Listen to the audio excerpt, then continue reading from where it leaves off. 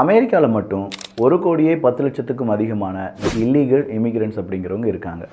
இவங்களை ஏலியன் அப்படின்னு சொல்லி அமெரிக்கா அழைக்கிறாங்க. அப்படி அந்த இல்லீகல் இமிகிரண்ட்ஸில் ஒரு 205 பேரை இந்தியாவுக்கு திரும்ப நாடு கடத்தியிருக்காங்க அமெரிக்கா. அதில் ஏகப்பட்ட குழப்பங்கள் இருக்குது. இன்னும் சொல்லப்போனால் 18,000 மனிதர்கள் இன்னும் அதிகமாக இந்தியாவுக்கு நாடு கடத்தப்படுவதற்கான வாய்ப்புகளும் இருக்கின்றன. அப்படின்னா வெறும் 18,000 பேர் தான் இல்லீகல் இமிகிரண்ட்ஸாக இந்தியாவிலிருந்து அமெரிக்காவுக்கு போயிருக்காங்களான்னு கேட்டால் கிடையாது. 7 லட்சத்துக்கும் அதிகமான மனிதர்கள் இருப்பதாக சொல்லப்படுகிறது. அப்போ முதல் இடத்தில் அமெரிக்காவில் இந்த இல்லீகல் இமிகிரண்ட்ஸ் லிஸ்ட்டில் யார் இருக்காங்க அப்படின்னு பார்த்தா மெக்சிகோ இருக்காங்க. மெக்சிகோவை சார்ந்த 50 லட்சத்துக்கும் அதிகமான நபர்கள் அங்கே இருப்பதாக சொல்லப்படுது. அதனால தான் மெக்சிகோ பார்டரை நாங்கள் க்ளோஸ் பண்ணுறோம், மெக்சிகோ கூட எந்த உறவும் வேண்டாம் அப்படின்னு சொல்லி அமெரிக்காவினுடைய அதிபர் டொனால்டு ட்ரம்ப் அவர்கள் சொன்னது குறிப்பிடத்தக்கது.